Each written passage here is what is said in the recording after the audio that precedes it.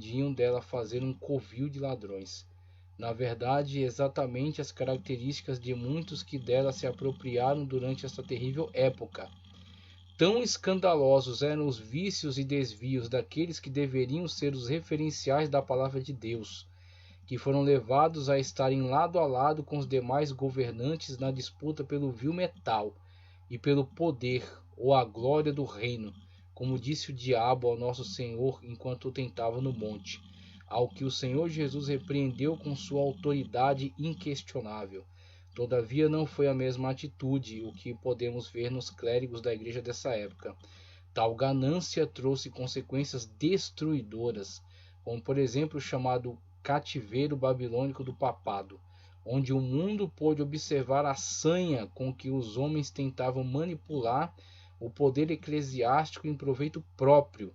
E assim vemos o episódio em que o Papa Bonifácio VIII, depois de uma intensa disputa política com o rei Filipe da França, foi aprisionado por este em Anagni, na Itália, onde passava um tempo fugindo do verão em Roma. Foi o povo comum que, ao perceber o que estava acontecendo, se rebelou e conseguiu libertar o pontífice, que semanas depois veio a falecer, sendo sucedido por outro papa inexpressivo e de pouco tempo de governo. Mas Filipe não estava satisfeito, e em 1305 os cardeais franceses passaram a eleger os seus próprios papas, que governavam de Avignon, às margens do Ródano, no sul da França. Por isso, nessa época, ficou Urbano em Roma e Clemente em Avignon simultaneamente.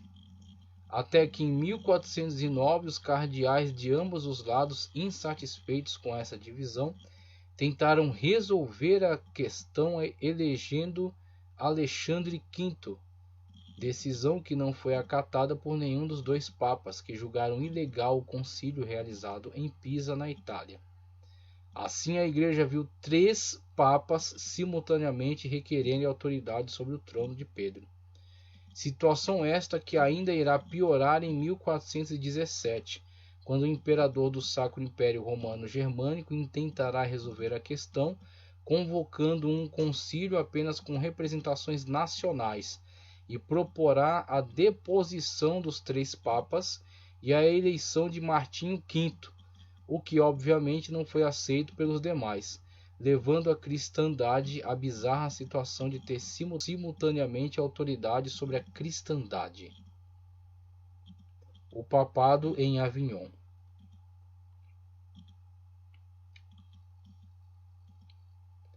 Tal situação é ilustrativa da nociva mistura entre a Igreja e o Estado, e a destruição deste esplendoroso edifício que fora construído ao longo de séculos, como por exemplo no caso de Rodrigo Borgia, que, eleito sob o título de Alexandre VI, levou para dentro do palácio de Pedro toda a imoralidade sexual e corrupção com que sempre se guiou ao longo da vida, sem contar com o acréscimo que se fazia com os crimes de seu filho.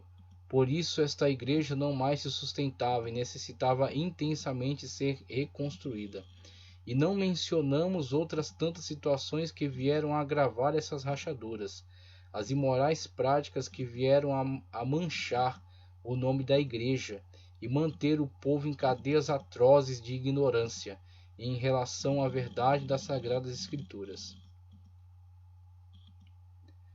Na Igreja de Todos os Santos em Wittenberg mostrava-se um pedaço da Arca de Noé, um pouco da ferrugem em que foram lançados os 3 mancebos, Daniel 3:23, um pedaço de madeira do presépio de Jesus Cristo, os cabelos da barba do grande Cristóvão, e 19.000 outras relíquias de maior ou menor importância.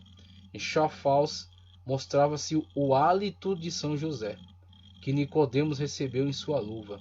Em Württemberg encontrou-se um vendedor de indulgências dando saídas às suas mercadorias com a cabeça ornada com uma pena tirada da asa de Miguel.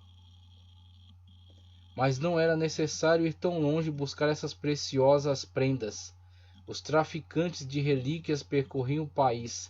Eles as vendiam pelas ruas, como mais tarde se fará com as Sagradas Escrituras, e as traziam aos fiéis em sua casa, para livrá-los do incômodo da peregrinação. Expunham-nas com pompa nas igrejas. Esses mercadores ambulantes pagavam uma taxa determinada aos donos das relíquias e lhe davam um tanto por cento de seus lucros. O reino do céu havia desaparecido. Os homens o haviam substituído por um mercado vergonhoso. J. H. Merle de Albiné, História da Reforma do 16º século, volume 1, página 34, Casa Editora Presbiteriana, 1951.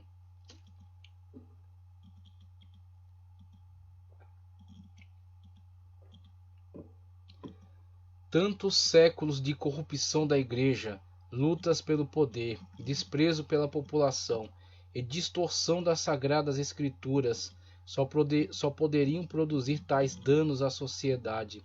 A fé verdadeira pela qual os pioneiros cristãos lutaram até com derramamento de sangue e atrozes sofrimentos estava completamente soterrada debaixo de uma imensa pilha de lixo depositada ao longo de séculos de produção de doutrinas heréticas, defendidas ferrenhamente e até por meio de intensas perseguições e torturas realizadas pela Inquisição, instituição que tratava de garantir que a vontade da Igreja fosse imposta a qualquer custo, mesmo que lançando mão do poder civil para empregar a pena capital, os chamados autos de fé, onde muitos encontraram a morte dolorosa pela fogueira, quer fosse herege de fato, como os cátaros ou albigenses, com os quais a Igreja batalhou até dizimá-los entre 1209 e 1229, cruzada contra os cátaros, e outros cujo crime residia apenas em divergir da vontade da Igreja, mesmo que a divergência consistisse em cobrar desta mesma Igreja o que deveria estar fazendo e não estava, ou seja, cumprir as Escrituras. Tais distorções corroeram profundamente as bases da fé popular, fazendo dela um monstro disforme em que nada guardava as características da genuína fé em Deus. Também um espírito profano tinha invadido a religião, as reminiscências mais sagradas da Igreja. As épocas que chamavam mais os fiéis ao recolhimento e ao amor eram desonradas por chocarrices e profanações inteiramente pagãs. As risadas de Páscoa ocupavam um lugar distinto nos atos da Igreja, devendo celebrar-se com alegria a festa da ressurreição de Jesus Cristo. Procurava-se nos sermões tudo que pudesse excitar as risadas do povo. Tal pregador cantava como um cuco, outro arremedava um ganso, ou arrastava ao altar um leigo revestido de um hábito. Este recitava as histórias mais indecentes, aquele cantava as peças pregadas por São Pedro, e entre outras como em uma taverna enganou o taverneiro não pagando sua parte. O baixo clero aproveitava a ocasião para ridicularizar seus superiores. Os templos eram convertidos em tablados e os padres em pelotiqueiros. J. H. Merle de Albiné, História da Reforma do 16º século, volume 1, página 34, Casa Editora Presbiteriana, 1951.